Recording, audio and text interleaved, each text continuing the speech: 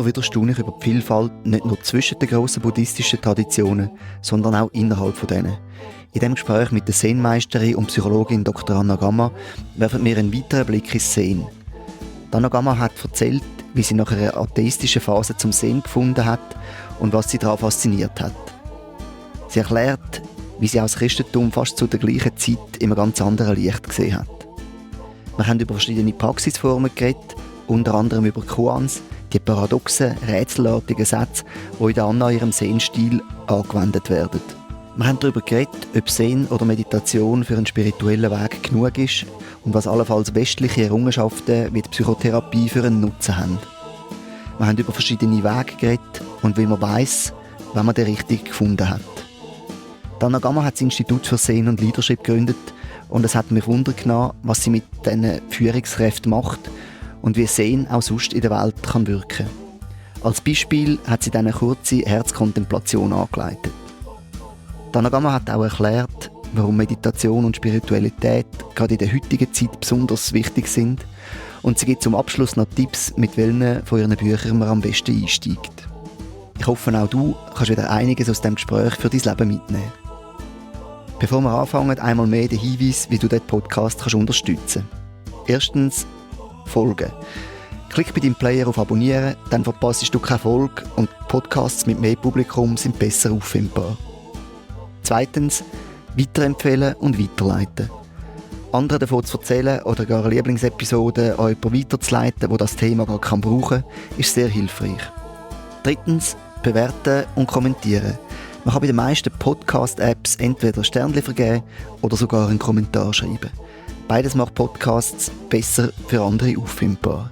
Und viertens, wenn du über genügend Mittel verfügst, kannst du auch etwas zu den Belegkosten, als Hosting oder andere technische Dienste beitragen. Das hilft, dass ich den Podcast weiter als Hobby in meiner Freizeit betreiben kann. Die Angaben dazu findest du auf meiner Website www.meditationsszene.ch. Jetzt aber genug Einleitung. Viel Vergnügen bei dem Gespräch, wo ich den Titel Zen, Koans und Leadership gegeben habe. Willkommen zur Meditationsszene Schweiz. Ich bin der Lukas Wittmann. Heute rede ich mit der Dr. Anna Gamma. Sie ist Unternehmerin, Psychologin und Zen-Meisterin. Anna Gamma hat Psychologie und Philosophie studiert und als wissenschaftliche Mitarbeiterin an der Uni Zürich promoviert. Anschliessend ist sie in verschiedenen Institutionen leitend tätig gewesen. Als langjährige Geschäftsleiterin vom LaSalle-Institut hat sie ab 2000 Seminarprogramme ausgebaut und Leadership- und Coaching-Lehrgänge entwickelt. Seit 2017 ist sie Lehrbeauftragte an der Executive School von der Uni St. Gallen. Sie übt verschiedene Mandate aus und schafft seit 1990 leitend in internationalen Projekten in Südostasien, im Nahen Osten und dem Balkan mit. Zusammen mit dem Dr. Gerhard Hüppi hat sie 2006 das Zen-Zentrum Offener Kreis in Luzern gegründet. 2015 hat sie das Anna Gamma Institut für Zen und Leadership eröffnet. Beiden Institutionen steht sie leitend vor. Und 2022 hat sie zudem den Verlag Offener Kreis gegründet. Sie ist eine international gefragte Referentin und Workshopleiterin und auch die Autorin von mehreren Büchern. Anna Gamma, vielen Dank, dass Sie sich Zeit nehmen für das Gespräch. Ich freue mich darauf und bin gespannt, was wir da miteinander erleben werden und im Dialog unterwegs sind in der nächsten Stunde. Da haben Sie mir gerade schon Stichwort zu meiner ersten Frage, nämlich, wo wir im Vorfeld miteinander telefoniert haben, haben Sie mich gefragt, ja, ist denn das einfach so eine Einwegsache oder darf ich auch Fragen stellen, ist das ein Dialog? Warum ist Ihnen der Dialog so wichtig? Ja, vielleicht darf ich da ein bisschen mehr ausführen dazu. Also meine erste Ausbildung war ja Primarlehrerin und damals, als ich 20 war, habe ich gedacht, mein Gott, ich habe jetzt da ganz viele pädagogische Techniken und ich weiss das Fach, aber bin ich denn fähig schon oder so weit ausgereift vor den Kindern zu stehen und habe gefunden, ich bin noch eigentlich zu jung dafür und habe aber immer schon den Traum gehabt, zu studieren und dann bin ich doch irgendwie wieder Lehrerin geworden und habe aber gemerkt, ich finde das Geschehen von einfach Einwegkommunikation gar nicht so interessant, sondern immer mehr, was dazwischen passiert, was in der Begegnung jetzt zwischen ihnen und mir passiert. Alles andere kann man nachlesen in den Büchern. Und ich muss sagen, ich hatte vor ein paar Jahren eine absolute Krise gehabt. Ich meine, ich bin schon über 20 Jahre sogenannte Zen-Lehrerin und dann muss man ja immer oder darf man immer Vorträge halten, wenn die Leute zu einem kommen und ein Session oder besuchen. Und dann habe ich eben nach 15 Jahren gedacht, ich habe ja alles schon gesagt, was ich kann sagen darüber. Und ich habe dann zwar immer noch Vorträge gehalten, aber keinen Impuls mitgemacht und nichts, 5 Jahre geschwiegen. Und mein Mann, der Gerhard Hüppi, hat dann immer gesagt, also Anna, das darfst du nicht machen. Und dann habe ich einen guten Freund, der mir dann gesagt hat, Anna, nimm es doch als Dienst. Dann habe ich gedacht, ja gut, jetzt nehme ich es als Dienst, aber das hätte auch nicht lang gehabt. Und dann habe ich angefangen, etwas ganz Neues zu entdecken. Nämlich, wenn es um die spirituelle Dimension geht, sind auch alle Titel von Lehrer und Meister falsch. Es geht ums Weggefährten sein. Und dann habe ich angefangen zu hören, was die Leute mir sagen, was ich reden soll. Und so sitze ich jetzt auch bei Ihnen. Ich finde, raus mit Ihnen oder in dem Zwischen oder in dem, was passiert zwischen Ihnen und mir, was jetzt da in der nächsten Stunde soll gesprochen werden. Und das finde ich interessant. Mhm. So ist das Leben. Also, wir planen und strukturieren und das Leben ist immer ganz anders, als was wir planen. Und so kann man auch im Gespräch sein. Also, darum ist der Dialog für mich viel wichtiger als mein Gott, gescheit's daherreden oder sowas. Und jetzt möchte ich Sie aber fragen, wie ist denn das bei Ihnen angekommen, wenn ich gesagt habe, also ich gebe schon Antworten, so gut es mir geht, auf Fragen, die Sie stellen, aber wenn ich dann gleichzeitig sage, mir ist das Gespräch eigentlich wichtiger, das, was zwischen Ihnen und mir in der nächsten Stunde passiert. Wie ist das bei Ihnen angekommen?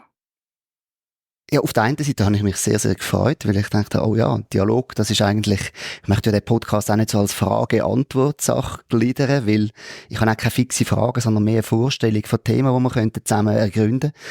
Und auf der anderen Seite habe ich natürlich auch ein bisschen Respekt gehabt, weil ich dachte, wenn dann da die Zen-Meisterin auf einmal mich Fragen stellt und dann ist das Ganze öffentlich.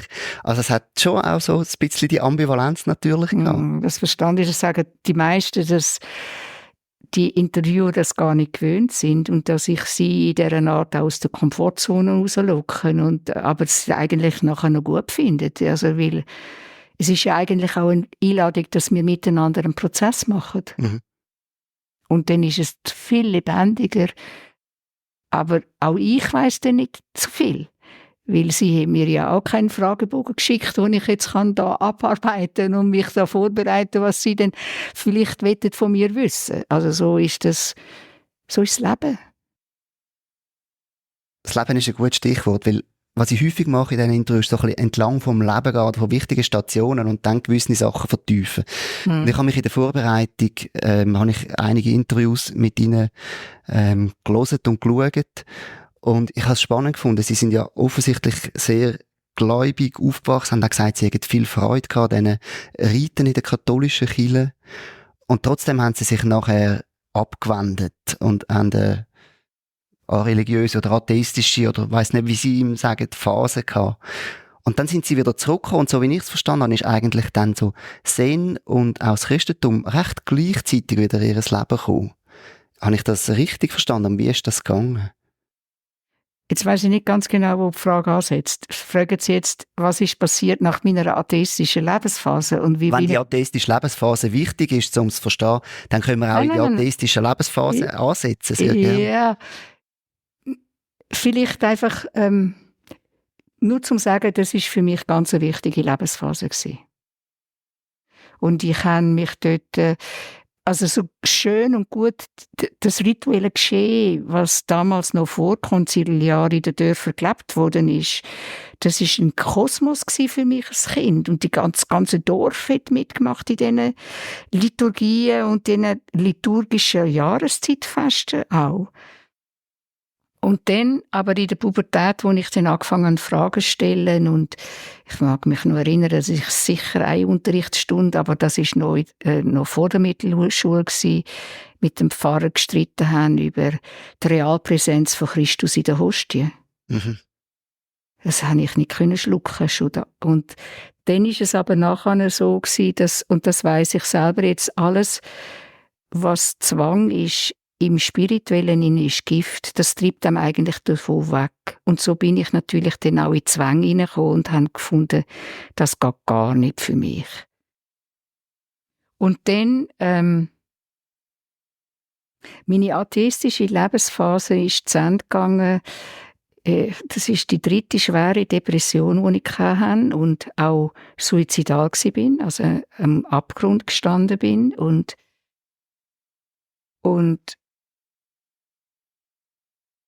vor dem Sprung habe ich gemerkt, wenn ich springe, da gibt es etwas, wo ich nicht rausgehe. Aber ich habe nicht gewusst, was das ist.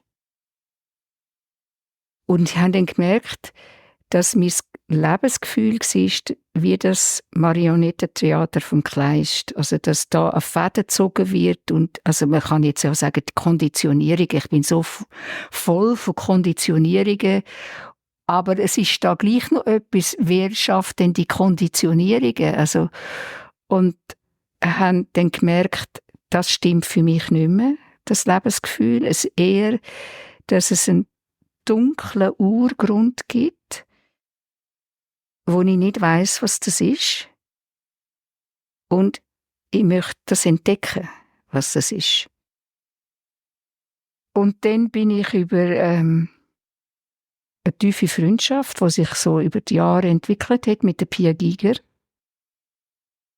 mit der mystischen Tradition vom Christentum in Berührung gekommen, aber auch mit der zen-buddhistischen Tradition. Und eigentlich hat es eher angefangen, dass ich mich einladen in die zen-buddhistische Tradition, weil die so ohne Dogmatik mal dahergekommen ist. Und dann hat es auch geheissen, nichts lesen am Anfang, nichts. Es ist deine Erfahrung, die zählt. Und dann habe ich gemerkt, da wird etwas auch abgeholt, was mich in der Philosophie frustriert hat. Also ich bin im Studium nach 68 und meine ersten richtigen Prüfungen habe ich gemacht nach 5 Jahren Studium. Also das war ein Wildwuchs von, das war aber super für mich, ein Wildwuchs von, geht man in das Seminar oder nicht, hat man eher mit den Gruppen etwas oder man tut sich selber organisieren und so. Aber dann, wo es um Prüfungen gegangen ist eigentlich darum gegangen, kann ich das wiedergeben, was die gescheiten Männer schon mal gedacht haben. Und dann habe ich gedacht, das ist aber nicht das, was mich interessiert hat in der Philosophie. Vielmehr, was denn Hannah Arendt gesagt hat. Und in dem habe ich, das finde ich jetzt noch faszinierend, ohne Geländer denken. Mhm. Oder was denn im Sinn heisst, deine Erfahrung, versuch die irgendwie in Sprache oder in eine Bewegung oder was es auch immer ist, irgendeine Form zum Ausdruck bringen. Und das hat mich auch versöhnt mit der Philosophie. Und jetzt kann ich wieder philosophische Bücher lesen und denken, das ist interessant, wie die auf den Weg gekommen sind. Und so. Also darum hat mir Zen sehr gut gefallen. Aber das sind Pia Giger, vielleicht müssen Sie noch ein Wort sagen, wer Pia Giger ist, weil wahrscheinlich das nicht alle Pia Giger ist eine Pionierin gewesen.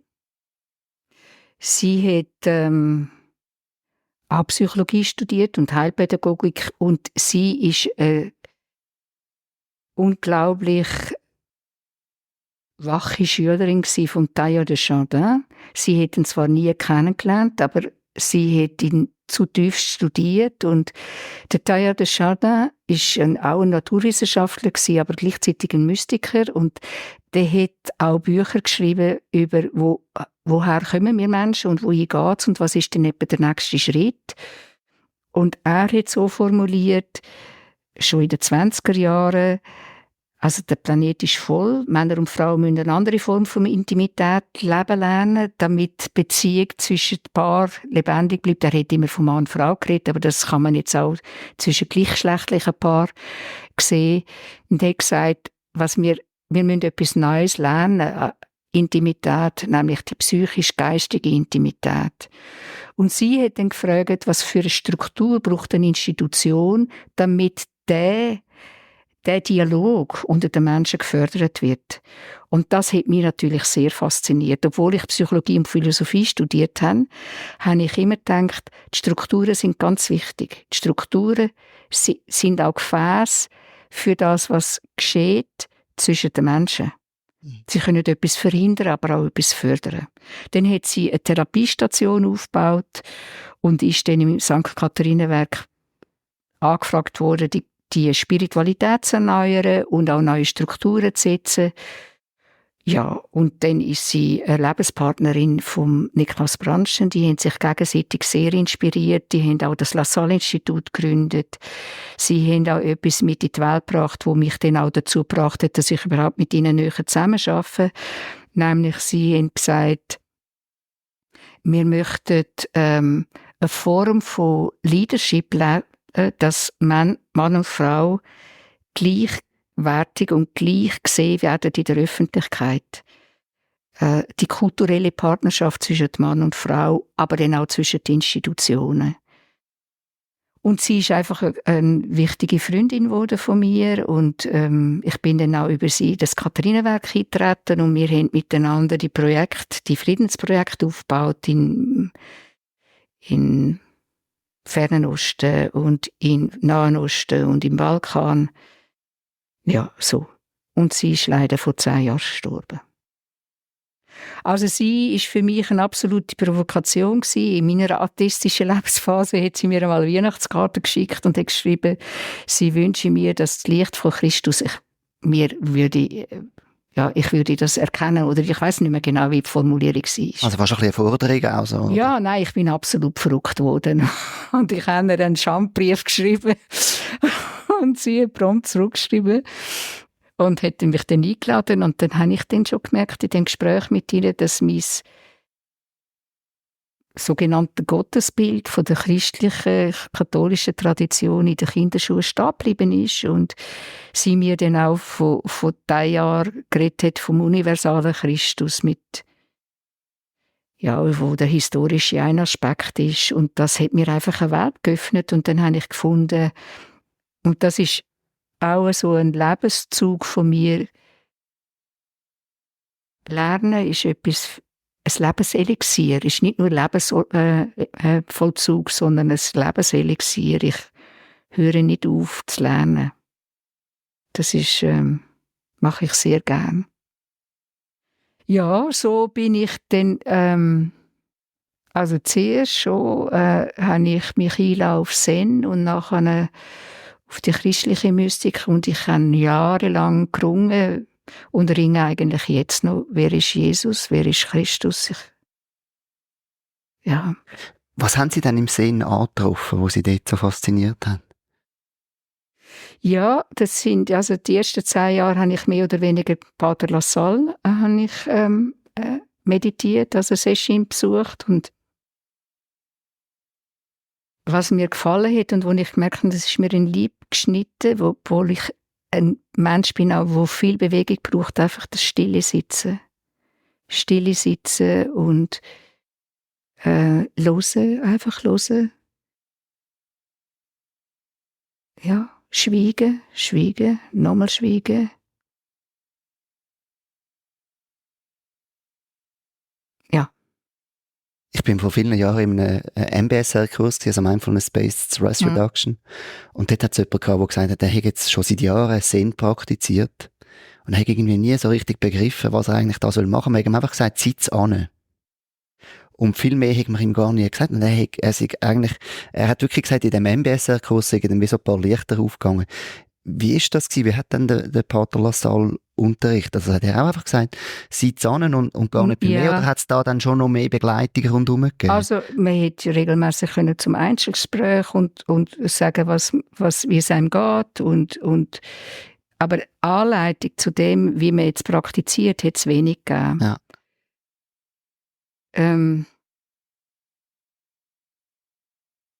Ja. Ich habe dann selber einen Weg gefunden, wo ich jetzt auch mit diesen sogenannten Schülern, wo ich aber sage, das sind meine Weggefährten, weiss, wie man mit dem Atem arbeiten kann. Mhm. Und und nachher ist es auch, dann bin ich formell Schülerin geworden von Niklas Brandschen und Pia Giger und dann hat man mit Koan geschafft. Und das ist einfach sind mehrere Bücher, 600 Koan, die paradoxe Geschichten, die man eigentlich nur kann verstehen oder irgendwie durchdringen, wenn man den Verstand loslässt. Und das ist vielleicht auch noch Motivation gewesen, warum ich Zen so geschätzt habe. Es ist etwas ganz Radikales. Und ich habe damals eine Therapiestation geleitet für junge Frauen, die in entwicklungskritischer Situation gelebt haben, also zwischen Strasse, Gefängnis und Klinik. Und wir haben damals, das ist eben die Institution, die Pia Giger aufgebaut hat und gegründet hat, mit ganz wenig Medikamenten geschafft. Und sie hat dann so gesagt, und das ist auch das Konzept gewesen, wenn irgendeine Krise war bei den Jungen, haben wir zuerst geschaut, wo sind wir nicht ganz wahrhaftig miteinander in der Kommunikation. Und das hat mir gefallen. Aber das ist auch eine Zeit gewesen, wo ganz viele Leute an dem interessiert sind.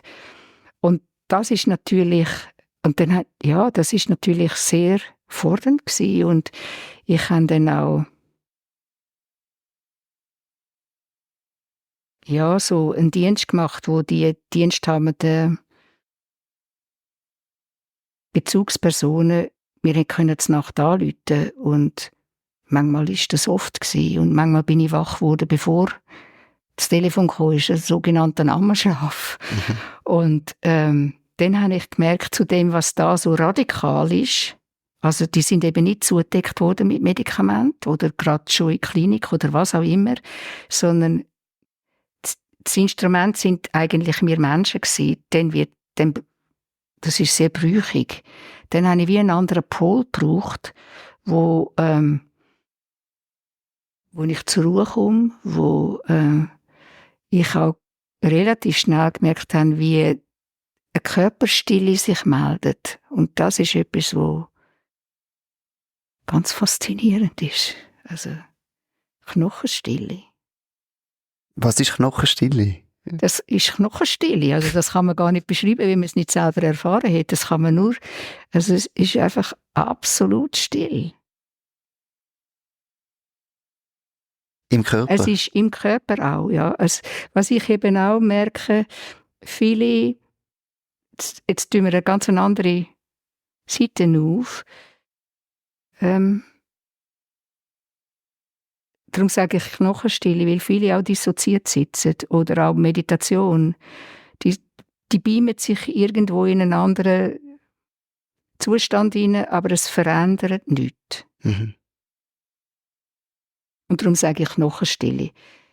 Die hat sich bei mir nicht gerade sofort eingestellt, weil ich ja auch einen traumatisierten Körper hatte und eigentlich auch zuerst noch richtig haben müssen nachkommen in meinem Körper, aber das ist nicht mit dem Zen passiert. Das habe ich, wenn man therapeutisch tätig ist, dann muss man natürlich auch immer wieder Zusatzausbildungen machen, aber das ist eigentlich eben das Schleifen von einem selber oder selber nochmal Heiler werden. Ja. Ich liebe auch das Alleinsein.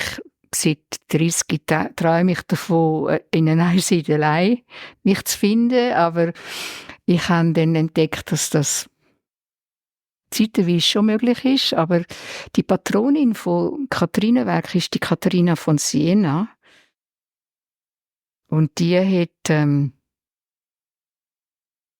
nicht heiraten, darum hat sie sich die Haare geschnitten und darum ist sie bestraft worden und musste als Dienstmädchen daheim dienen und ist unter der Treppe hat sie ihr Lager gehabt und dann vor 20 hat Stimme mir gesagt, Jesus, sie müsse raus und ist dann politisch sehr aktiv gewesen. Und dann hat die Stimme gesagt, Jesus oder Christus, du trägst die Zellen immer bei dir. Und so spüre ich mich selber auch. Stille überall, nicht nur da in dem schönen Sendo oder wenn ich mal in einen Retreat gehe oder sowas. Das ist das, wo sozusagen in meinen Körper eingeschrieben ist. Ist auch etwas, was im Zen sehr betont wird, oder? Wieder zurück auf den Marktplatz. Und nicht einfach nur einen Rückzug machen. Ja, der Marktplatz ist auch auf dem Küssi. Der Marktplatz ist überall. Ja, ist überall. Das ist zuerst, denkt man, ja, ich muss mich da jetzt sozial engagieren und so. Nein, das ist eine Haltung. Es ist eine Haltung. Eine Lebenshaltung. Und die fängt nicht an auf dem Küssi und hört nicht auf, wenn ich Zähne putze oder etwas ganz Einfaches mache. Oder jetzt mit ihnen rede. Mhm. Also vielleicht kann ich auch sagen, nachdem ich da den Kopf voll hatte, und also ich meine, die Diss, die ich geschrieben habe, wo ich Stunden in der Bibliothek gesessen bin, habe ich eigentlich ein bisschen genug vom Kopf. und Zen ist so etwas Radikales, also Zen-Meditation, so Zen ist so etwas Radikales, wo einem kein Kopffutter gibt. Ja. Gibt überhaupt kein Kopffutter. Aber bei ganz vielen Leuten, wenn sie ansitzen, dann wird es sehr laut im Kopf, dann kommt eben genau nicht die Stille, sondern dann das ist natürlich, geht's los. Mhm. Ja, was ist das Problem? Ich meine, das Herz schlägt, die Funktion vom Herz ist schlagen. Eine Funktion vom Hirn ist, dass es denkt. Ja. Das Problem ist nur, dass wir in Geschichten hineingehen und Dialog führen da oben und es interessant findet, aber dass es denkt, das ist kein Problem. Das ist ja eine Funktion vom Hirn. Und gleichzeitig steht, glaube ich, auf der Website vom Zentrum Offener Kreis auch irgendwo, man geht in die gedankenlose Stille. Ja, das kann man gar nicht gehen. Oder sie stellt sich ein, oder sie... Ja, das gibt es natürlich schon. Also das ist schon so... Also ich lebe im Moment in einer Situation, wo ich viel planen muss. Also wir sind am Umziehen und dann muss man planen und so. Und jetzt heute Morgen ist das am Anfang schon gewesen. Was ist denn jetzt? Und plötzlich ist die halbe Stunde vorbei gewesen. Es hat einen Filmriss gegeben, also einen Gedankenriss. Manchmal ist es einfach so, dass einfach das Reden im Kopf oder Gedanken sich verlangsamt. Und manchmal gibt es ganze Risse und manchmal gibt es gar nichts mehr. Mhm. Aber je länger ich praktiziere, und ich praktiziere ja 45 Jahre und habe die Jahre gegeben, wo ich meine ganze Ferien auf dem Küssi verbracht habe, bin ich da dem gegenüber und vom Denken viel leichter. Also sage ich ja. Also meine Nieren entgiften. Eine Funktion vom Kopf ist das Denken und what's the problem? Mhm. Also es ist nur das Problem, wenn wir selber ein Problem machen daraus oder wenn wir finden, jetzt muss es anders sein. Mhm. Aber wenn man es annehmen kann, wie es jetzt ist, dann ist einfach auch meine Erfahrung, auch wenn es denkt und ich gleichzeitig praktiziere, dass es irgendwann einmal irgendeine Ordnung gibt. Oder ich einen Impuls habe, wo ich nachher denke, ich habe das gar nicht gedacht. Also woher kommt denn jetzt das? Mhm. Oder eine Inspiration oder plötzlich weiss ich ganz genau, jetzt gibt es kein Wenn und Aber mehr. Das ist jetzt so. Mhm. Und dann ist es aber auch ganz leicht. Das ist der Punkt. Das ist das Faszinierende für mich auch, dass ich weiter praktiziere. Also im Zen sagt man auch, das wichtigste Korn ist sein eigenes Leben. Und das gibt ja jeden Tag Herausforderungen. Und dann, wenn ich meditiere, dann weiss ich, was ich zu tun habe. Also ich muss dann natürlich tun wir planen. Was haben Sie zu tun? Nichts oder Haltung oder auf den Schnuff schauen? Oder also ich meine jetzt im Sitzen? Im Sitzen, ja. Nein, im Sitzen. Nein, nicht einmal auf den Schnuff schauen. Der Atem atmet sich selber. Wenn man auf den Schnuff schaut, ist ja immer noch das Gegenüber. dann ist es Subjekt und ein Objekt und dann bin ich immer gefördert, zu kontrollieren. Und es tut sich eben darum unterscheiden von Yoga. Ich mache zum Beispiel auch Yoga. Aber wenn ich Yoga mache, dann mache ich Yoga, dann mache ich nicht so Zen. Aber im Yoga tut man ja den Atem lenken. Aber im Zen sagt man nicht den Atem lenken. Der Atem weiss es so viel besser als du. Und wenn ich dann die Leute frage, die anfangen, wer atmet, dann sagen sie am Anfang ich. Sage ich, bist du sicher, dass ich atmet? Tu mal schauen, wer wirklich atmet. Dann kommen sie dann wieder und sagen, er atmet. Ich sage, ja, er atmet. Aber vielleicht ist es auch der Atem, der sich selber atmet. Und wenn man da in die Tiefe geht, dann gibt es plötzlich den grossen Atem, also wo der Atem ohne Anfang, und dann weiss man gar nicht mehr, fängt dran oder wo hört er auf. Aber dann kann man es auch gar nicht mehr beobachten. Dann ist man einfach Atem. Und dann wird alles wie transparent oder einfach, ja. Und Sie haben vorher Koans erwähnt. Was spielen die für eine Rolle in dem ganzen Weg? Ja, das gibt eben zwei Schulen, zwei wichtige Schulen jetzt. Es gibt Soto mehrere, Rinzai, Soto und Rinzai. Und Soto ist eben, da heisst man nur sitzen, keine Anleitung, nichts, sitzen. Das wird sich dann schon zeigen, nochmal sitzen. Und im Rinzai gibt es eben die Koan und in dieser Schulung, wo ich war, gibt es beides. Also ich habe Schüler, die mit Koan überhaupt nichts anfangen können. Und viele einfach, die Prüfungsthemen haben. Weil sie meinen, man muss jetzt das lösen. Also ich muss jetzt die Aufgabe lösen und finden sie das jetzt gut oder richtig oder so. Also, und andere, die überhaupt nichts anfangen mit Quant, mit denen, die tun einfach sitzen. Aber was dann passiert ist, zuerst einmal, im Christentum sagt man dem passive Reinigung. Also, dass das alles aufgespült wird, wo schön zugedeckt ist, so im Alltag. Das erleben Sie ja wahrscheinlich auch, wenn Sie Vipassana, das erlebt man, glaube ich, in jeder Tradition, ausser es gibt eine, die sehr klar gelenkt ist, wie ein Besser. Das ist ja eine ganz klar gelenkte Geschichte. Oder man geht voll in Konzentrationsrichtung und drückt es ganz bewusst weg. Ja, aber das machen ja die wenigsten. Also so das, was ich jetzt kennengelernt habe von MBSR. Aha, ja, nicht im MBSR. Ich meine jetzt MBSR. Ja. Also Sie meinen jetzt, wenn man in Konzentration geht und das, was raufkommt, ganz bewusst weg. Ja, aber irgendwann mal geht es das auch nicht mehr. Ja, es ist ja auch nicht das Ziel. Nein, es ist auch nicht das Ziel, ja. Ja, das ist die Schleife am Diamant oder ja. Und das hört ja eigentlich auch nie auf, weil wir Menschen sind. Und weil sich ja nicht nur die eigene Geschichte erinnern, sondern die Familiengeschichte und das Kollektiv. Und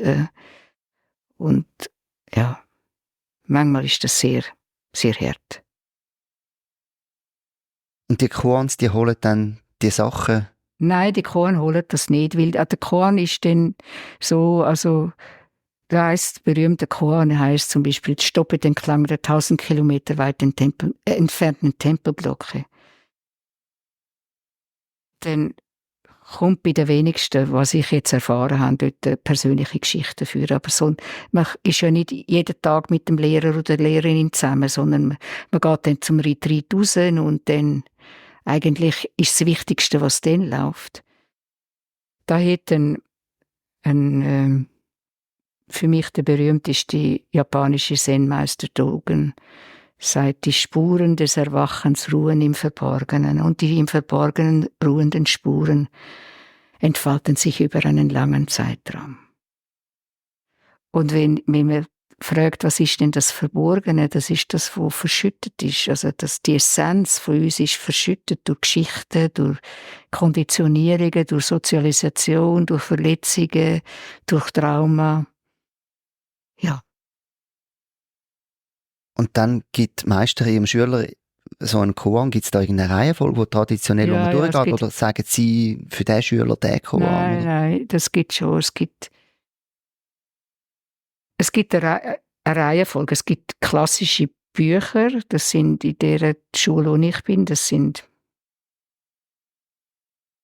5 Bücher, 600 Koran, aber es gibt insgesamt etwa 25'000 klassische Koran. Ja, und jetzt im letzten Jahrhundert haben Amerikanerinnen angefangen, auch Frauenkoran auszuarbeiten. Ja. Forschen mehr. Bis jetzt sind das auch vor allem von Männern Kollektionen gewesen. Also, ja. Ja, da gibt es einen klaren Ablauf. Ja.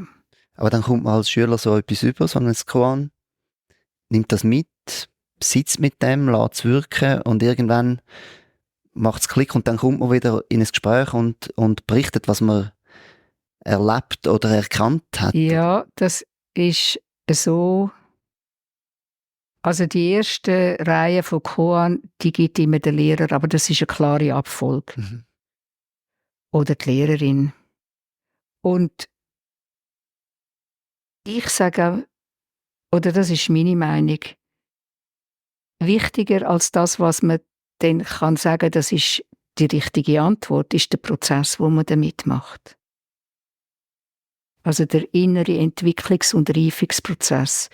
Und der geht für mich immer in 2 Dimensionen. In die persönliche Dimension, also eher das Psychologische, aber dann auch das Spirituelle. Und das ist vielleicht das, wo ich mich auch unterscheide von anderen Lehrern, wo sagen, es geht jetzt vor allem um das Öffnen vom Auge. Und die persönliche Entwicklung ist nicht so wichtig. Und ich bin der Meinung, die Persönlichkeit ist so wie das Gefäß fürs andere. Und wenn das Gefäß nicht gut immer wieder auch gereinigt wird oder auch geheilt wird, ist es sogar gefährlich, dass es eine Überhöhung gibt, also von der spirituellen Dimension her. Und dass es nicht genügend geerdet ist und verwurzelt in der eigenen Geschichte. Und es gibt Leute, die das genau von mir wünschen und andere sagen, das geht dich gar nicht an. Dann sage ich, bin ich nicht die richtige Lehrerin. Und das ist überhaupt etwas, was ich ganz faszinierend finde. Man hat immer den besten Lehrer oder die beste Lehrerin. Das habe ich sehr schnell gemerkt. Und lange dann die Meditation, um den Prozess zu machen? Nein. Ich sage dem jetzt, und das merke ich jetzt, wenn ich mit Kolleginnen, vor allem mit Frauen rede, die sagen, die sind im ähnlichen Ort wie ich, dass wir sagen, wir nehmen nur noch Leute, die bereit sind, wenn es sich zeigt, dass sie daneben noch eine Therapie machen würden. Ich bin therapeutisch geschult, aber ich tue klar unterscheiden. Ein Interview oder ein Einzelgespräch oder wie man dem sagt, Doxan, das ist keine therapeutische Sitzung. Mhm. Aber ich nehme natürlich wahr und ich bin natürlich auch diagnostisch geschult und lange habe ich das weggelegt, jetzt nehme ich es wieder nach. Ich habe es weggelegt, weil ich dann angefangen habe zu schubladisieren. Jetzt finde ich aber Diagnostik etwas ganz Gutes, weil da kann man entsprechend reagieren auf den Menschen. Wie jemand mit einem Borderline ist jemand anders als jemand, der eher autistisch ist. Oder dann kann man verschiedene Sachen diesen Leuten sagen, das wäre gut, wenn du so eine Form von Therapie würdest schauen oder eine andere oder sowas. Nein, das geht nicht. Das ist etwas anderes. Also so wie ich jetzt zwischen Christentum und Buddhismus klar eine Trennung habe, die sich aber berührt, tue ich auch zwischen diesen Disziplinen trennen. Und manchmal sage ich auch, es ist ein pädagogischer Ansatz, aber dann sage ich, das ist jetzt ein Coaching. Kannst du mich einmal eine Stunde buchen oder sonst schicke ich dich zu jemand anderem. Also ich tue zwischen Coaching, Therapie, Beratung und spiritueller Begleitung ganz klar unterscheiden. Mhm.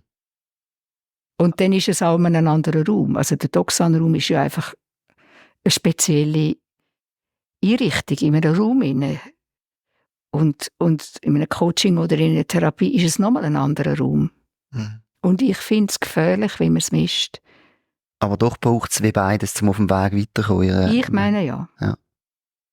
Ich bin mir auch nicht schade, wenn es bei mir auch mal noch gibt, obwohl ich 25 Jahre immer wieder therapeutische Therapien gemacht habe oder Zusatzausbildungen gemacht habe. Muss man ja auch, wenn man therapeutisch schafft. sage ich auch jetzt, wenn ich merke, ich stand mir jetzt zu lang auf dem Fuß, jetzt gehe ich zu jemandem, der therapeutisch geschult ist und der mit mir anschaut, weil das Zweite kommt man schneller vorwärts als allein. Das ist so ein bisschen meine Devise. Also das heisst auch, ich bin nicht perfekt. Ich habe auch nicht den Anspruch, perfekt zu sein, sondern ich bin ein Mensch. Wie ist es denn bei Ihnen in dieser Schulung, wo Sie unterwegs sind? Sie sind ja vor allem mit der Vipassana unterwegs. Wie ist es denn dort? Wie ist was mit dem... Ja, jetzt, also wird das auch gefördert, dass man sich in der Persönlichkeit entwickelt, oder ist das... Ich glaube, das ist sehr individuell. Ist das individuell? Das ist sehr individuell, von Lehrer zu Lehrer verschieden. Ja. Also ich habe lange einen Dharma-Coach gehabt, also einen Meditationscoach, der hauptberuflich Psychotherapeut ist. Okay. Einfach sehr eine lange Praxis hat, das hat mir sehr viel gebracht. Aber ich glaube, es ist schon sehr individuell. Es ist, auch die Motivation, um in Retreat zu gehen, ist halt sehr unterschiedlich bei vielen Leuten. Oder? Da gibt es viele, die auch primär Entspannung suchen, und dann gibt es immer wieder ein paar, die sehr auf die Welt kommen, dass es nicht eine Wanderwoche ist, sondern durchaus auch hart. Es gibt Leute, die sehr überrascht sind, dass es dann auch sehr unangenehm ist. Also wenn ich im Geschäft zum Teil erzählt habe, ich gehe meditieren, wieder eine Woche, 10 Tage, 3 Wochen, dann haben sie immer gefunden, schön, ein bisschen Wellness. Aber wenn die wüssten, mit wie viel Trauer und Angst und weiss nicht, was unangenehme Zustände, dass ich da zum Teil gesessen bin, es ist nicht nur Zuckerschlecken. Ja, das ist es so. Aber es gibt dann solche, die auch vor allem Wellness suchen. Ja. Und ich finde das in der Zwischenzeit auch nicht schlecht. Wellness ist Wellness. Ja, also ich habe es auch nicht despektierlich gemeint in dem Sinne. Ich glaube, es gibt einfach Leute, die mehr auf dem spirituellen Weg sind und so, die mit Erholung suchen. Genau, ganz genau. Genau. Ja. Also dann hat sie ja ähnliche Erfahrungen gemacht, wie ich jetzt sage. Ich würde das sehr unterschreiben, ja. Und ich glaube, das ist auch bei gewissen Meditationsstil, die sehr populär sind, zum Teil ein bisschen das Problem, dass dort die Leute genau zu wenig auch geschult sind, wenn sie Leute zu Therapeuten schicken müssen. Ja, das braucht natürlich schon ein Auge. Das ist klar. Das braucht ein Auge. Ja, und ich meine, ich mache das ganz selten. Ich weiss gar nicht, warum ich das gestern gemacht habe. Ich weiss. Ja, doch. Ein anderes Interview, wo mich jemand gefragt hat, wie kommt man, also nicht gefragt hat, das wird publiziert, wie kann man in der Schweiz Meditationskurs finden. Und dann gibt es ja so eine Webseite, wo alle Meditationsangebote drauf sind. Aber vorher sind ein ganzen Haufen gesponserte, also gekaufte. Und dann habe ich gedacht, da bietet jemand an, in 50 Stunden ist man ein spiritueller Lehrer. Online. Dann denke ich, hey. Und ich meine, ich habe überhaupt Fragezeichen, also auch MBSR. Ich meine, da ist man, viele meinen, dass sie nach 1,5 Jahren sind ein spiritueller Lehrer. Dann kommen jetzt aber andere, die sagen, du, das ist ein gutes Tool. Aber Spiritualität heisst Weg, nicht Technik. Und es wird so viel Technik vermittelt. Es ist auch ein Business. Und das finde ich auch überhaupt gefährlich, wenn man abhängig wird vom Einkommen über solche Kurse. Ja.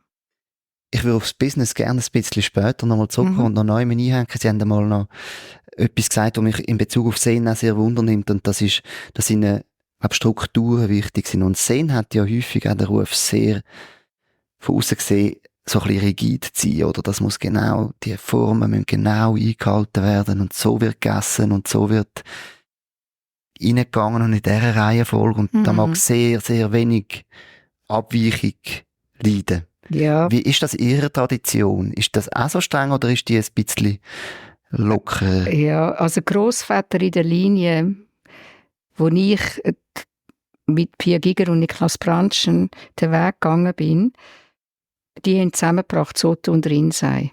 Und Soto, sagt man, die sind eher darauf, dass es klar ist, wie das Ritual läuft. Und Rinzai weniger. Aber und sie beide haben in Absprache mit ihrem Lehrer, dem Yamada Roshi und dem Eiken Roshi aus Hawaii, die ganze Ritual ein bisschen nach Europa gebracht, aber sie total verändert. Also ich habe zum Beispiel, bevor ich das erste Doxan-Interview hatte mit dem Eknoschi, habe ich mich dreimal gross verneigen, bevor ich vor ihm gesessen bin. Und beim Rausgehen nochmal. Das macht kein Europäer. Da denkt man ja, also, geht's eigentlich noch? Also, was ist denn das? Und so haben sich, würde ich jetzt so sagen, das Ritual abgespeckt. Bis dorthin, wo das Ritual ein Gefäß ist, wo man sich anlehnen kann. Also bei uns heisst es zum Beispiel nicht links ins Sendo rein und mit dem linken Fuß ins Sendo und mit dem rechten Fuß raus. Das gibt es da nicht. Oder auch so viel mal verneigen gibt es auch nicht. Aber es gibt ein klares Ritual und die anfangen, es gibt Leute, die sich an dem stören, weil sie sagen, es ist nicht streng oder zu autoritär. Und dann sage ich immer, schau mal an, was kommt denn bei dir, wenn du dich darauf einlässt?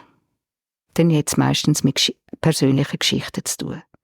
Bis sie dann merken, oh, das ist so gut, da kann man sich anlehnen, weil im Zen redet man ja praktisch nichts. Dann weiss man, der Gongschlag heisst das, die Glocke heisst das. Dann muss man gar nichts mehr sagen. Dann ist einfach die Glocke, die redet. Oder wo man weiss, jetzt ist ein Intervall, keine Pause, sondern ein Intervall. Dann gibt es nur einen Schlag auf die Klangschale. Wenn es das Kinn hingibt, das ist eine besondere Form von Gehmeditation, die nichts mit der MBSR-Gehmeditation zu tun hat. Das ist etwas ganz anderes. Dann gibt es 2 Schläge auf die Glocke. Ja, so. Einfach, dass man so wenig wie möglich muss reden. Ist das. Ja. Und ich denke, wenn man genau anschaut, und da haben wir ein bisschen das Auge dafür verloren, es gibt überall Ritual. Im Geschäft gibt es Ritual, wenn wir aufstehen, gibt's Ritual, wie wir ins Bett gehen, gibt es Ritual. Mal ganz genau anschauen, wie ist es denn? Und das sind so Gewohnheitsenergien, die muss man gar nicht mehr erklären. Oder was wichtig ist, weil es ja aus einer anderen Kultur kommt, dass wir am Anfang immer genau sagen, was ist denn der Inhalt von dieser Bewegung, von dieser Verneigung? Um was geht es denn jetzt eigentlich? Und das muss man immer wiederholen, damit es lebendig bleibt. Mhm. Also es gibt zum Beispiel die grosse Verneigung. Am Anfang von einem Meditationstag oder am Morgen von einer längeren Meditationsperiode und am Abend, dann heisst es, bei der ersten grossen Verneigung ehren und würdigen wir die vergangenen Generationen, die Ahnen, die geistigen und die lieblichen Ahnen. In der zweiten grossen Verneigung tun wir uns verbinden mit den Menschen, die jetzt leben. Und in der dritten mit den zukünftigen Generationen. Und das ist etwas so Schönes. Wenn man das immer mit dem verbindet, erlebt man sich plötzlich in einem Strom von Menschheitsgeschichte, wo man jetzt einfach jetzt bin ich da und hinter mir und vor mir. Was jetzt das Problem ist, auch in der katholischen Kirche oder überhaupt, dass man Ritual macht, und sie sind nicht mehr gefüllt mit Inhalt. Und inspirieren uns nicht mehr und nähren uns nicht mehr. Und das ist das Problem. Mhm. Vielfach erlebe ich Ritual auch als Ausdruck von Hingabe. Ja. Was für eine Rolle hat die Hingabe in Ihrer Erfahrung auf dem spirituellen Weg? Das ist ein Wort, das ich eher im christlichen Raum brauche. Hingabe. Mhm. Sie fragen jetzt nach der Hingabe in der Ritual. Oder wie? Sie können Ausdruck sein von Hingabe, habe ich gesagt. Aha. Also gerade eine Verneigung zum Beispiel. Also im Zen sage ich da viel mehr, wenn man sich verneigt, also mit Gasho, ist es eine Form von Dankbarkeit, Respekt. Ist interessant, die Frage. Also da, wo wir jetzt sitzen, in dieser Nähe von dem Raum, praktiziere ich vor allem Zazen. Mhm. Kontemplation praktiziere ich praktisch nicht in dem Raum, sondern an einem anderen Ort. Und dann mache ich auch nicht die grossen Verneigungen. Also ich nehme eigentlich praktisch kein Ritual aus dem Zen in Kontemplation. Das also Kontemplation ist die christliche Seite. Ja. Weil ich finde, ich mache in der Kontemplation gibt es ja das finde ich dann ein Ritual von der Hingabe. Wenn man sich auf den Boden legt, mit dem Bauch und also in Kreuzesform und so liegen bleibt. Das finde ich eine Form von Hingabe. Und das mache ich nicht viel, aber ich mache es ab und zu, weil wenn man ganz offen ist dafür, dann löst das Unglaubliches aus. Das muss man dann auch bereit sein, können zu tragen. Also ich mache das für mich selber, allein, aber wenn ich mit einer Gruppe bin ich sehr vorsichtig, lade ich sie ein, das Ritual zu vollziehen. Das gibt es ja in der katholischen Kirche, ist das, wenn ein Priester geweiht wird, dann beim Glaubensbekenntnis liegt er so am Boden. Und ich meine, das ist schon unglaublich. Also. Und der Punkt ist, wenn man eben offen ist, dann ist es nicht nur ich, die da liegt, sondern es ist wie die Kraft von allen anderen, die das auch schon praktiziert haben. Ja, und dann muss man wissen, welches Ritual kann der Mensch überhaupt fassen.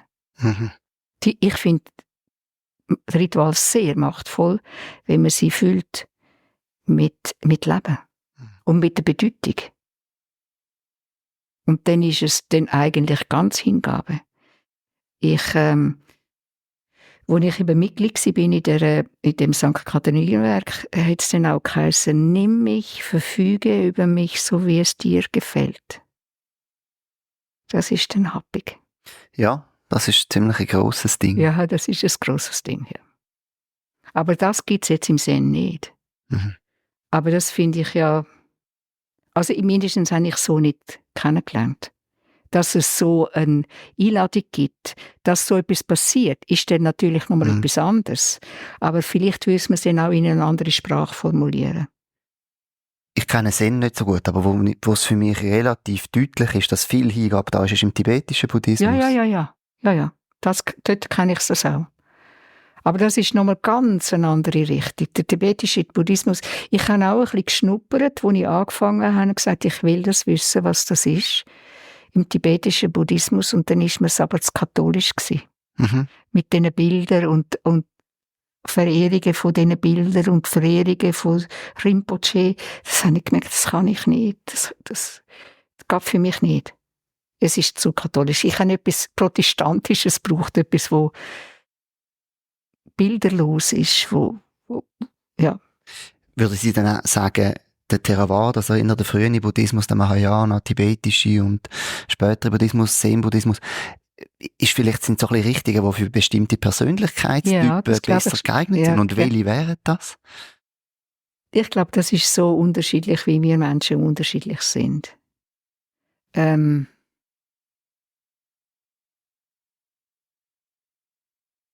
Ja. Jetzt bin ich gerade überfordert mit dieser Frage. Ich kann das nicht beantworten. Ich glaube, was ja heute noch passiert ist, und das ist ja auch bei mir, die doppelte und dreifache Zugehörigkeit.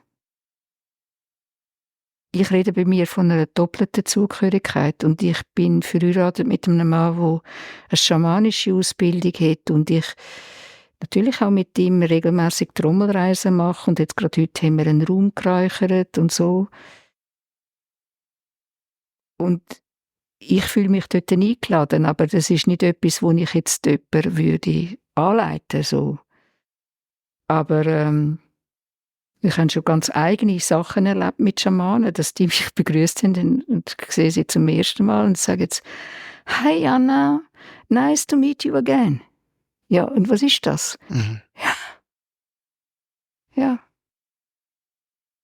Aber da merke ich, da möchte ich mich nicht so tief einladen. Da wird es mir dann auch ein bisschen geschmuch, muss ich sagen, ja. Aber es gibt Leute, die genau dort daheim sind. Und das muss man einfach herausfinden. Da hat für mich der Pater Lassalle, der ganz ein eindrücklicher Mensch war, für mich. Ich würde sagen, so Vatergrad und klar und bescheiden. Der hat gesagt, wenn du in der Wüste Wasser suchst, dann tu nicht jeden Tag an einem neuen Ort anfangen zu bohren. Wie tief muss man bohren, bis man weiss, ob es richtig gut ist?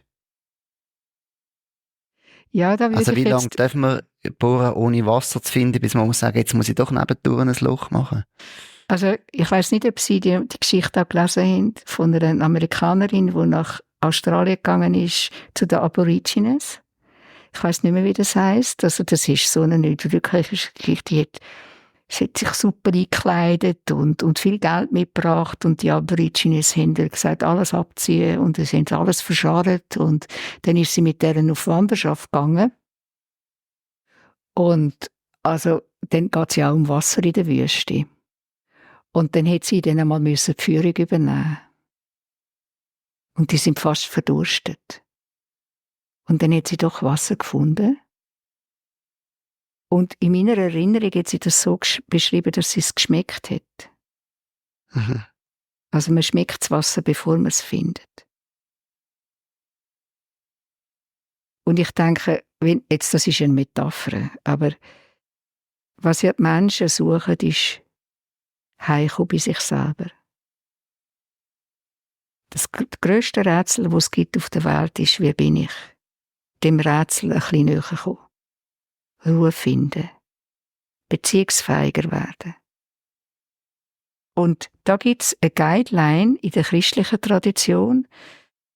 Die Jesuiten sagen gern, das ist vom Ignatius von Loyola, ob das von ihm ist oder wie auch immer. Aber ich finde das eine wichtige Guideline für die Entscheidungsfindung. Ist das der richtige Ort oder die richtige Entscheidung? Soll ich den Weg gehen? Und das findet man eigentlich erst heraus, wenn man den Weg geht. Jetzt bin ich gerade versucht, wieder eine Detour zu machen. Das mache ich jetzt nicht, jetzt bleibe ich bei dem. Also, das heisst, spüre ich, dass ich mehr mich selber werde? Werde ich beziehungsfähiger, liebesfähiger mit den Mitmenschen? Und öffnet sich für mich das Tor zur Transzendenz, wie immer sie den Namen hat, dann ist es genau richtig. Und das kann niemand für jemand anderes beantworten, nur die Person selber. Mhm. Darum gibt es für mich, natürlich kann man vielleicht dann irgendwann mal eine Systematisierung machen, aber das interessiert mich nicht. Mhm. Vielleicht gibt es jemanden, der das kann, aber weil es mich nicht interessiert, kann ich es auch nicht. Das will ich auch nicht lernen. Weil das ist etwas, wo ich habe sie jetzt auch nicht gegoogelt. Ich weiß eigentlich gar nicht. Also ich habe mir kein Bild gemacht von ihnen, bevor sie jetzt gekommen sind, sondern das mache ich immer, wenn ich jemand Neues kennenlerne, oder 99%, dass ich niemand google. Weil dann bin ich schon ein bisschen vorgenommen und mache mir ein Bild zu ihnen. Mhm. Ich möchte sie erfahren, ich möchte sie erleben. Und dann ist auch noch so, ich habe Ihnen ja gesagt, dass ich regelmäßig Yoga mache. Aber dann mache ich Yoga, nicht eine andere Praxis. Mhm. Und wenn ich Kontemplation mache, mache ich Kontemplation und nicht Sazen. Also doch Sazen, aber nicht Zen. Dann gibt es keine Sprache, keine buddhistische Sprache und auch in den Zen-Kursen nicht einmal ein Vergleich. Weil da wird für mich zu schnell verglichen. Und ich denke, wisst ihr eigentlich, von was ihr redet? Mhm. Habt ihr eine Erfahrung dazu? Und da bin ich viel vorsichtiger. Also. Und ich finde, die Vorsicht ist auch eine Form von Lernen. Ich bleibe immer ein bisschen fragend, aber nicht kritisch oder sowas, sondern ich könnte es jetzt nicht, weil das, was ich ja denke, was beim anderen ist, das ist meine Vorstellung. Mhm. Aber das ist nicht die Wirklichkeit. Und wir sind so viel in unseren Vorstellungen gefangen, was jetzt wirklich ist und was stimmt und was nicht stimmt. Und das ist ja eigentlich die Frucht von einem spirituellen Weg, dass man sich immer mehr gut fühlt in dieser Nicht-Komfortzone, wo aber irgendwo wieder zur Komfortzone wird, wo man es nicht weiss. Mhm. Wo es nur eine Form von Stimmigkeit gibt. Aber die Stimmigkeit ist jetzt, morgen ist es vielleicht eine andere. Und wir sind so schnell im Urteilen an uns selber. Ja, so meine ich das. Also ich könnte niemanden, der jetzt zu mir kommt und ich würde sagen, können Sie mir sagen, würde ich jetzt besser tibetischen Buddhismus oder Vipassana oder irgendwie Yoga als spiritueller Weg, das ist ja so schade, dass es auch mehr zum Sport verkommen ist, oder? Ja, Aikido auch und Judo auch. Also ich meine, das sind spirituelle Wege, eigentlich. Ja. Und bis man jemanden findet oder ich sich selber das findet, das bin ich jetzt gerade am Erforschen, wie kann Yoga zu einem spirituellen Weg werden. Aber ich habe da keinen Lehrer. Also es ist einfach das, wo sich in mir sucht. Mhm. Das ist überhaupt vielleicht das Kennzeichen von mir, dass ich versuche, Brücken zu schlagen zwischen den verschiedenen Disziplinen, ohne dass ich sage, es ist gleich oder dass es soll verschieden bleiben, aber sie dürfen sich berühren. Mhm. Und dort in der Berührung wird es erst so richtig interessant. Weil man es dort nie so recht weiss, aber man weiss es wieder nicht. Und wie kommt das bei Ihnen an, wenn ich so rede mit Ihnen? Ich würde wahnsinnig gerne eine Brücke schlagen zu einem Thema, das ich eben auch finde, es berührt sich. Und was mich ja wundernimmt, ist auch, wie kommt die Meditation in den Alltag? Mhm. Und Sie haben ja das Institut für Zen und Leadership gegründet. Mhm. Und ich glaube, ich habe irgendwo gelesen oder gehört, dass Sie gesagt haben, man muss System ändern, aber man kann ja nicht einfach das System ändern, sondern man muss sich selber ändern und bei sich selber anfangen. Und darum, dass auch so ein bisschen Ihre Beweggrund war, mit Führungskräften zu arbeiten? Also nein, das war nicht der Ursprung, sondern also ich habe in den 90er Jahren mehrere Wochen in einem Slum gelebt und eine Schule geleitet, die Pia Giger gegründet hat. Und zwar war das eine Schule für Europäer und Amerikaner, zum zu schauen, was passiert auf dem Planeten aus der Perspektive von materiell armen Menschen. Mhm. Das war am Stadtrand, also ist immer noch eine von Manila.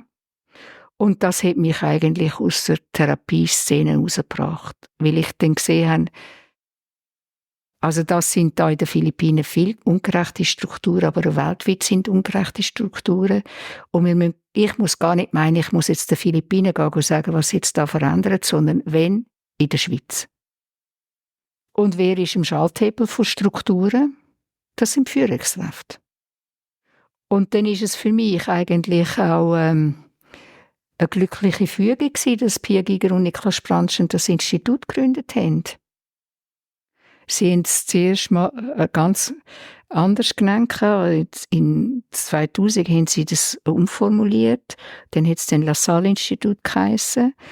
Aber die Idee war, also in dem Institut, dass es eine Bewusstseinsveränderung braucht aus der spirituellen Dimension. Und dann gibt es zuerst die Veränderung im einzelnen Mensch und der ist Träger von Strukturveränderungen im Grösseren. Also die Mikroebene, Mesoebene und Makroebene. Und was ich dann gemacht habe, ist, dass ich aufgrund von diesen Landkarten, die sie entworfen haben, zuerst einmal Kurs entwickelt und dann habe ich gemerkt, das müssen Lehrgänge sein, weil das geht nicht einfach in 3 Tagen, sondern Zen, Geist und Leadership. Und ich habe dann bald gemerkt... Also der geht 1,5 Jahre, oder? Der Kurs jetzt? Ja, der geht jetzt 1,5 Jahre. Aber damals hatte ich einen, der 3 Jahre gegangen ist.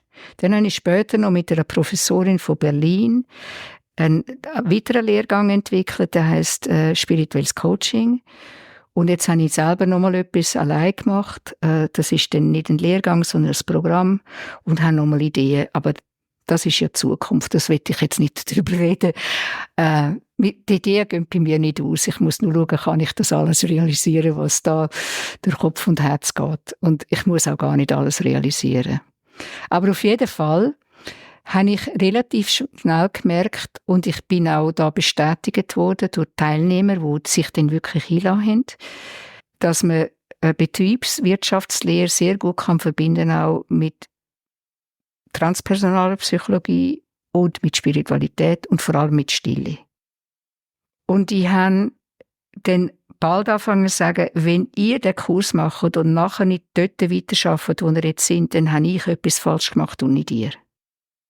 Und ich erzähle Ihnen das gerne, weil das ist jetzt schon alt, aber das ist so ein super Beispiel. Da ist einer gekommen, der hat in der Bank geschafft, schafft glaube ich jetzt noch in dieser Bank. Und ich habe ihn gefragt, sag doch du mal, wie verändert es dich und spürt, gibt es auch eine Veränderung im Unternehmen? Und dann hat er gesagt, ja, das gibt es. In der Zwischenzeit ist er auch in leitenden Positionen drin, aber damals noch nicht so weit gewesen. Aber dann hat er gesagt, das ist der Chef aus Amerika gekommen. Und dann haben die Leute gesagt, das Visier unten runterziehen, weil das ist ein bissiger Typ. Und dann hat er gesagt, dann habe ich mich entschieden, dass ich das nicht mache, sondern einem Menschen begegne. Und anstatt eine Viertelstunde hat er 1,5 Stunden mit ihm geredet. Und es war eine Begegnung von Mensch zu Mensch. Und ich glaube, das befähigt jemanden aus der spirituellen Dimension, wenn man verankert ist in der eigenen Mitte, kann man immer mehr einem Mensch begegnen. Und nicht dem Status, wo der Mensch hat, dem auch. Also auch einen Respekt geben, dem, wo jetzt in einer grösseren Verantwortung drin steht, aber es bleibt immer noch ein Mensch. Und dann gibt es zuerst einmal eine Kulturveränderung. Aber die Kulturveränderung fängt an zu platzen, wenn nicht die Struktur sich auch ein Stück weit verändert. Aber ich glaube, so laufen die Veränderungen so von unten nach oben. Aber, also ich meine, wenn ich vom Mensch, aber es gibt jetzt auch Führungskräfte, die genau das wollen. Wo genau, also ich bin ja Lehrbeauftragte an der HSG. Also ich bin seit 17 Lehrbeauftragte, aber ich bin schon länger an der HSG. Das wird man erst mit der Zeit, der Titel kommt man erst mit der Zeit. Ich habe erst jetzt erfahren, dass es eigentlich nur ein Titel wäre. Unter einem Professor ist der Lehrbeauftragte. Und dass es gar nicht alle überkommen. Man muss noch einen Doktortitel haben, dass man Lehrbeauftragte ist. Ja, sonst kann man jahrelang da irgendwie Seminare und Workshops geben in der Business School, aber man wird nie Lehrbeauftragte. Ja. Was sehr schön ist zu sehen, da kann ich jetzt einfach entwickeln. Das ist jetzt 14 Jahre, dass ich dort bin, immer. 3 Tage. Dass eine grosse Öffnung da ist für die spirituelle Dimension, das war am Anfang gar nicht. Und ist sie ernst? Das ist oder ernst. sind es Lippenbekenntnisse? Nein, das ist ernst. Die 3 Tage sind, bei mir, die lassen sich total ein. Sonst kommen sie gar nicht. Das ist genau, das ist so ein bisschen, also wenn man jetzt die Gesamtwirtschaft anschaut, frage ich mich einfach so, wie viele so Leute hat es denn, die wirklich quasi die Keime drin haben, die sagen, ja, ich will in eine andere Richtung und ich will vielleicht nicht nur die Shareholder Value maximieren. Es ist ja so, ich glaube, es gibt mehr, als man weiss. Also das Outen wird zwar jetzt immer mehr möglich, weil es langsam salonfähig wird, dass man sagt, ich mache einen MBSR-Kurs oder man tut jemanden einladen. Gut, dann ist man noch ein bisschen leistungsfähiger. Genau. Ja. Also es gibt einen Missbrauch vor allem. Auch von allen Meditationen, auch vom Sehen kann man missbrauchen. Alles kann man missbrauchen. Aber die ich jetzt sehe, die lassen sich bewegen und ich höre nicht selten, dass die Leute nachher mir schreiben und sagen, nicht viel, aber es gibt es auch. Das hat mein Leben verändert. Ja. Aber was natürlich es ist, mit der Spiritualität ist es das Gleiche wie mit Sprachenlernen. Wenn man nicht dran bleibt, verwässert es.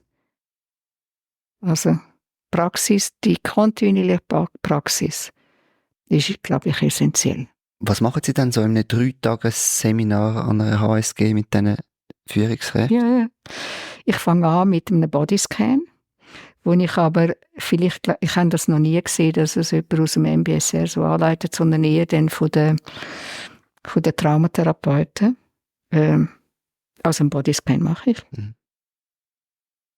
Und dann mache ich eine Übung die nenne ich Herzkontemplation. Dann lade ich sie ein, dass sie, soll ich die sagen, wie die geht? Dürfen Sie sehr gerne, ja. Ja, Möchten Sie das für Ihre... ja, ich glaube, das wäre spannend. Ja, okay. Dann sage ich, also dann hat man den ganzen Körper wahrgenommen und dann sage ich zuerst, ich nehme den Körper als Ganzheit wahr. Das bin ich. Ich bin. Und manchmal tue ich es auch noch verbinden mit einem Wort. Zum Beispiel, ich bin Würde. Das macht einen Unterschied. Und dann lade ich sie, dass sie zum physischen Herz gehen, wo eingebettet ist in beide Lungenflügel. Und lade sie ein, dass sie das Herz umhüllen mit einem Lächeln und mit Dankbarkeit. Und dann lade ich sie ein, dass sie das Lächeln und die Dankbarkeit in die Herzkammer einsinken lassen. Und dort wird es durch die Blutbahnen in den ganzen Körper getragen. Es strömt aus in alle Zellen, alle Organe und alle Körperräume. Und ich habe mich intensiv seit jetzt 24 Jahren mit der Spiritualität und mit der Medizin und mit der Kardiologie vom Herz auseinandergesetzt. Und da gibt es Arbeiten, die sagen, dass die Infoenergetik vom Herz, wo ja überall in jeder Materie da ist, die ist im Körper vom Menschen der grösste Energieraum. Und die Herzen kommunizieren miteinander, ob man es wahrnimmt oder nicht. Das wissen alle, die schon mal verliebt sind. Dass es Kommunikationen gibt, wo man Tausende von Kilometern voneinander ist, aber man weiß, wie es dem anderen geht und was der andere denkt. Ja, was ist denn jetzt das? Was ist jetzt das? Und das ist eine mögliche Erklärung, und dann sage ich, das ist jetzt auch etwas, was zwischen Ihnen und mir da ist. Das kann man aber verstärken, indem man gegenseitig die Herzen einladet. Und zuerst sage ich im Kreis, alle sollen den Namen selber nennen. Und wir laden das Herz von dem Menschen ein, sich mit unserem Herz zu verbinden. Ich sage Ihnen, das verändert gerade die Atmosphäre. Und dann mache ich es am anderen Tag, sage ich es vielleicht selber und dann sage ich wieder, sage selber den Namen. Überhaupt, wenn die Menschen in einer Runde den eigenen Namen einfach in den Raum sagen, das hat so eine Kraft und irgendwie kann man auch Persönlichkeit spüren. Aber das Herz, im Gegensatz zum Kopf, tut nicht bewerten. Gar nicht. Es nimmt es einfach an. Darum ist das eine Kommunikation, die so ungefährlich ist. Aber es ist eben gleich gefährlich, weil es passiert eine Form von Intimität, die man nicht machen kann. Es passiert. Man kann natürlich auch sagen, der Hartmut Rosa mit seiner ganzen Forschung von Resonanz, man kommt in eine Form von Resonanzgeschehen rein, wo nicht nur die Spiegelneuronen ihre Funktion haben, sondern auch noch das Herz eine Funktion hat. Und das ist etwas, wo ich sowieso ein bisschen, kritisieren ist vielleicht ein bisschen falsch. Das Institut, das kleine Institut hier in Luzern, ist über Jahre Kooperationspartnerin von einem grossen Kongress, der jedes zweite Jahr in Berlin stattgefunden hat, wo heisst Meditation und Wissenschaft. Ja, was ist in der Wissenschaft gekommen zur Meditation? Immer nur Hirnforschung und nochmal ein Hirnareal und nochmal präziser und so. Und dann habe ich gesagt, also ja, ich habe es jetzt gesehen. Also, wer tut mehr forschen über die Herzebene, wie das auch also wissenschaftlich, was da läuft, wenn man das Herz aufmacht, wenn man es einfach lässt, wie es eigentlich gedacht ist und nicht panzert oder vereiset oder Mauern macht. Was passiert denn mit uns Menschen? Also so fange ich an mit der Führungskraft. Und das ist wir sind gerade an einer anderen Ebene von miteinander unterwegs sein und ja.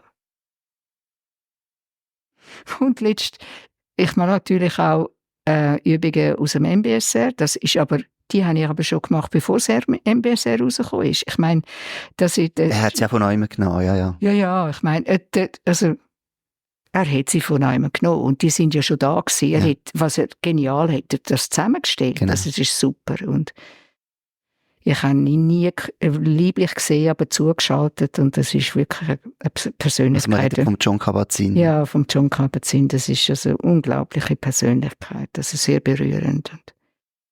Und ich meine, in den Büchern sieht man ja, oder in den ersten Büchern sagt er ja gar nicht, woher er es redet. Das hat sich jetzt auch eher geändert. Und das finde ich auch fein. Er bringt die Ethik wieder viel mehr rein jetzt. Ja, oder auch einfach der buddhistische Hintergrund. Ja. Es ist Vipassana. Es ist viel Vipassana, was er da integriert hat. Und auch noch andere Sachen. Also, ja, ich weiss es auch nicht ganz genau, welche Schulen er da, also welche Anleitungen aus welchen Traditionen er da zusammengenommen hat. Aber es ist genial. Ja, und dann tue ich oft auch Gehmeditation machen, wenn es draussen ist, draussen. Und das Mal habe ich gesagt, jetzt tun wir im Unterrichtssaal, also tun wir Gehmeditation machen, im Gänsemarsch. Und ich bin vorausgelaufen. 5 Minuten. Aber das war am 2. Tag. Also, da hat sie gesagt, es ist 5 Minuten vorbei. Das gibt es ja gar nicht. Ja, sie sind für mich viel schnell gelaufen. Das ist doch interessant. Also so. Also es ist eine Atmosphäre, wir können miteinander eine Atmosphäre kreieren, wo sie immer mehr, also Rolle und Funktion, das ist auch eine Übung, die ich mit ihnen mache. Und das ist aus der transpersonalen Psychologie. Was passiert, wenn ich meine Rolle loslasse? Jungsche Psychologie, Persona. Was passiert? Kann ich die loslassen? Und was passiert mit mir? Und das ist eine super Übung. Dann müssen Sie zuerst einmal aufschreiben, was für Rollen Sie haben. Vater, Mutter, Partner und dann Chef und Freund und Tochter oder Sohn und was auch immer. Und dann dürfen Sie aber nur 10 nehmen. Dann müssen Sie auf einen Zettel schreiben. Und die wichtigste zuunterst. Und dann eine nach der anderen weglegen. Und schauen, was mit ihnen passiert. Und welche kann ich gar nicht weglegen. Und warum kann ich die nicht weglegen. Und so Sachen. Also, da gibt es einfach wunderbare Übungen aus der transpersonalen Psychologie, die einfach sind, aber sehr nachhaltig. Also sehr experientiell, also sehr auf Erfahrung aus, wenn ich das richtig verstehe. Und dann gehen die zurück ins Geschäft zu ihren Kollegen, die nicht in diesem Kurs waren. Dann sage ich, sie sollen gar nicht darüber reden. Ja. Sondern, wenn sollen die Leute merken, wo bist du denn jetzt gewesen? Oder da gibt es ja so ganz einfache Übungen. 3-mal im Tag ansitzen und den Atem zählen. Auf 10. Oder mal sagen, ich laufe jetzt von einem Büro zum anderen achtsam. Oder was ich selber sehr viel übe, und das ist eine Übung aus der tibetischen Tradition, der Ausatmen mit Ja begleiten. Was dann passiert, man hat eigentlich fast keinen Widerstand mehr. Und also es gibt ja auch so, dass man eine ganze Liste hat, was ich jetzt heute tun soll. Und dann gibt es etwas, was ich gar nicht gerne mache. Aber wenn man im Ja ist, dann ist man im Fluss vom Leben, dann macht man einfach eins nach dem anderen. Mhm. Aber ohne Hektik. Einfach eins nach dem anderen. Und aber das, was man jetzt macht, das macht man jetzt. Und das andere mache ich dann tut mich auch nicht drücken. Es gibt ja keinen Berg von dem, was man jetzt alles noch muss. Mhm. Also so gibt es, finde ich, einfach so Notfallmedizin, sage ich dem, so für den Alltag. Und alles andere ist für die zu viel. Wer sitzt denn schon mal 25 Minuten jeden Tag am Morgen? Mhm. Das kann man wo noch gar nie, und ich sage sowieso, tönt euch, auch wenn ihr jetzt absolut begeistert sind, das ist jetzt da. Und nehmt, wenn ihr nur etwas mitnehmt, wo ihr einfach einmal einen Moment zur Ruhe kommt und den Atem spürt und dass ihr da sind und nicht irgendwo schon in der nächsten Sitzung. Ja, das ist natürlich für viele schon viel, ja. Ja, genau. Und dann sage ich auch, und das mache ich auch überall, wo ich eingeladen bin, also in Sitzungen dabei zu sein, sage ich, wir fangen mit einem Bodyscan an und mit einer Befindlichkeitsrunde, das verändert alles gerade. Und dann sage ich aber, das dürfen ihr nicht zu früh anfangen, weil das kaufen euch die Leute nicht ab, wenn die nicht spüren, dass du selber schon in einer Ruhe inne bist. Dann haben mir auch schon Leute gesagt, sie zeigen jetzt so wie Kerzen anzünden, in gewissen Situationen ist das möglich. Oder sie bringen einen schönen Text mit. Ich finde halt in einem Geschäftskontext muss man immer noch ein bisschen aufpassen, dass man die Leute nicht zu etwas so ein bisschen nötigt, was sie dann nicht wollen. Genau. Nein, das sage ich sowieso. Das finde ich ganz wichtig, was Sie jetzt sagen. In der spirituellen Dimension darf man niemanden nötigen. Das ist kontraproduktiv. Was ich immer mache, ich lade sie ein. Oder am Anfang sage ich, und das ist ja auch so, es ist eine Forschungsreise. Ja, ich habe letztens auch vor einem Workshop einen Bodyscan angeleitet. Und ich habe auch gesagt, ihr müsst nicht mitmachen. Das Einzige, was ihr machen müsst, ist da sitzen, die 10 Minuten, wo es geht. Aber genau. Was ihr macht, ich habe keine Kontrolle. Ich weiss nicht, was ihr denkt, was ihr... Es ist eine Einladung. Es ist eine Einladung, ja. Genau. Oder was ich gut fahre, ist, wenn ich sage, es ist ein Experiment. Und das bleibt es ja auch. Also wenn wir ganz ehrlich sind, immer, ja. Jeder Bodyscan ist anders. Wie jedes Sitzen auch anders ist. Und jede Bergmeditation und jede Baummeditation ist anders. Aber wenn es der gleiche Baum ist und der gleiche Berg, es ist trotzdem anders. Ja. Wir haben jetzt spezifisch so ein bisschen über die Führungskräfte geredet. Das wäre natürlich jetzt spannend, auch noch zu schauen, was machen denn die 1,5 Jahre sind. Aber so mit Blick auf die Tour vielleicht noch ein bisschen die allgemeinere Frage. So, wenn man in die Welt schaut, dann nachher gibt es ja im Moment, man hat von multiplen Krisen, man hat das Gefühl, eins jagt das andere. Was kann da Meditation und Spiritualität beitragen, um diesen Krisen zu begegnen? Also 2 Sachen. Ich sage da immer bei jedem Session, das ist auch eine politische Schulung. Weil es hilft einem zu zentrieren. Und die Komplexität, die immer mehr zunimmt, also nicht nur einfach mit diesen gewaltigen Geschichten, die laufen, die immer näher kommen, braucht es Menschen, die nicht davon laufen, sondern drin können stehen bleiben und sagen, jetzt wir miteinander finden jetzt da eine Lösung, die menschenwürdig ist und nicht menschenverachtend. Also das ist das eine. Und ich finde, wer, wenn nicht wir, die so privilegiert leben wie da. Dann habe ich auf Anfrage aus den Philippinen mit Psychiatern und Traumatherapeuten, Körpertherapeuten und spirituellen Lehrern ein Programm entwickelt, wo man Menschen kann unterstützen kann, die mit traumatisierten Menschen arbeiten. Und das gibt es ja immer mehr. Und ich habe jetzt gerade eine Anfrage, also ich habe solche Workshop gemacht in den Philippinen und im Nahen Osten und auch da. Und das sind dann ganz einfache Übungen, wo man nicht eine grossartige Ausbildung hat oder macht. Wir sind jetzt gerade am Überlegen, aber das ist nicht heute und morgen, ob man vielleicht nicht für Lehrer so ein Programm einmal anbieten würden. Weil die Lehrer ja immer mehr auch Multikulti-Kinder haben. Und was kann man mit Kindern machen, die traumatisiert sind? Und ich bin selber jetzt in Jerusalem gewesen. Ich bin also auch in dieser Kriegsnacht in Jerusalem gewesen. Und ich habe einen Fehler gemacht. Ich habe Übungen nicht gemacht, meditative Übungen, die mich geschützt hätten, ich bin also mit einer sekundären Traumatisierung heimgekommen. Und ich möchte das aber auch nicht missen, weil zu erfahren am eigenen Körper, wie es einem geht, wenn man das hat und nicht die Tools zur Verfügung hat, die ich habe, das ist ein furchtbarer Zustand.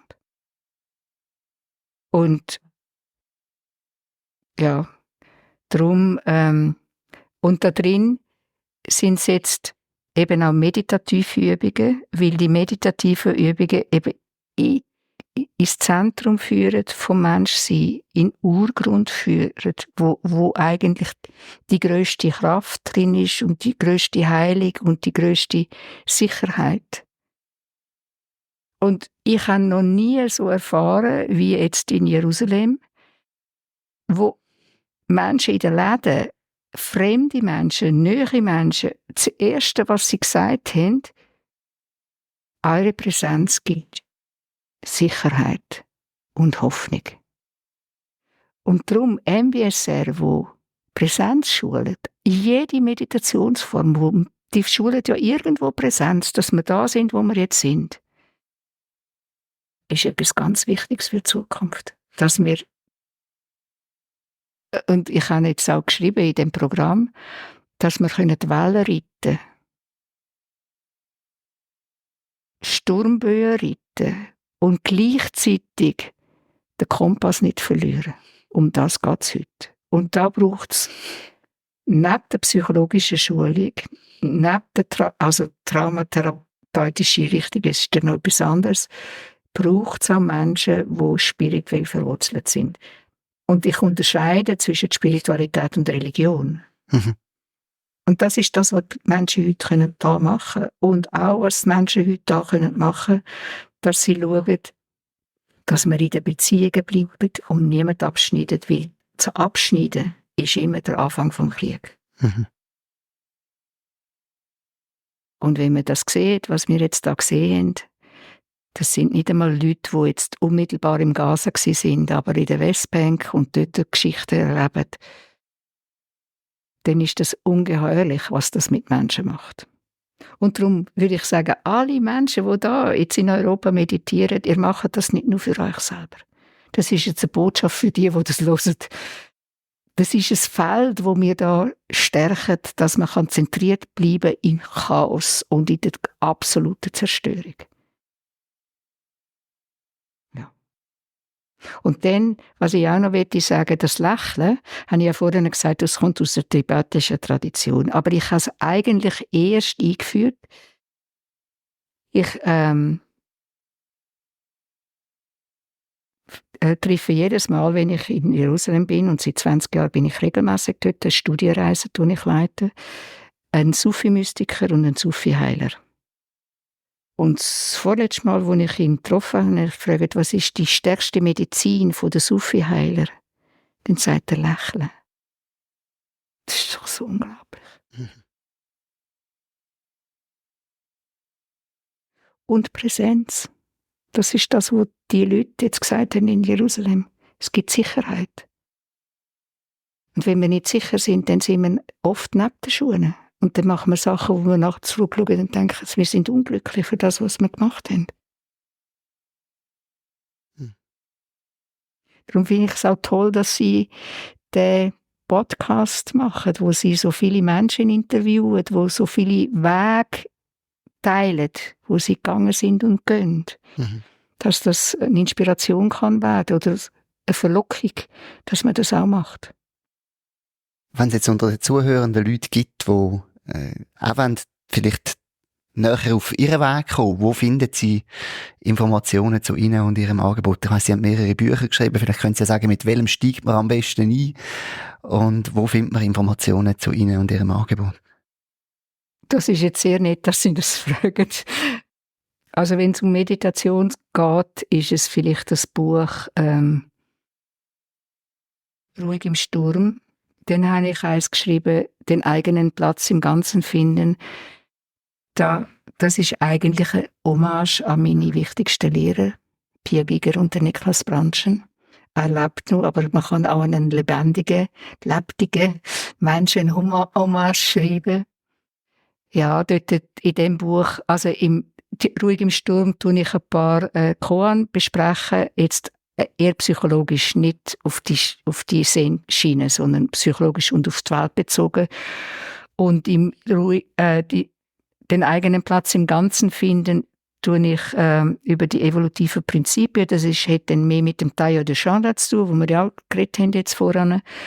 Und das andere ist das Lassalle-Institut Modell Proulx, wo eigentlich eine Landkarte ist aus der Zen-Philosophie und Praxis. Und auch, wie man das kann umsetzen kann, also jetzt nicht nur für Führungskräfte, sondern für das eigene Leben. Ja. Und dann gibt es noch ein paar Bücher aus. Und Sie haben Websites? Ja. Also eins, die für Führungskräfte oder es muss ja nicht nur Führungskräfte sein, sondern es gibt auch Leute, die pensioniert sind und sagen, jetzt will ich noch schauen, dass ich ein gutes Alter habe, und die machen dann eben auch solche Kurse. Das ist also eine Webseite, ist annagamma.ch, und die andere Webseite, wo es um Meditation geht, die heisst zenzentrum-offenerkreis.ch. Anna Gamma, ich danke Ihnen ganz, ganz herzlich für das Gespräch. Ja, es ist doch jetzt ganz anders geworden, als was Sie vorher noch mit mir gedacht haben, was Sie auch noch explorieren würden. Aber es ist doch jetzt ganz fein gewesen. Danke vielmals, dass Sie sich auch mit eingegeben haben und auch ein bisschen von sich erzählt haben. Vielen Dank. Das war «Meditationsszene Schweiz», ein Podcast von mir, Lukas Wittmer. Ich hoffe, auch diese Folge war für dich eine Bereicherung und freue mich über Rückmeldungen. Kontaktmöglichkeiten findest du auf der Website www.meditationsszene.ch. Eine gute Zeit und bis zum nächsten Mal.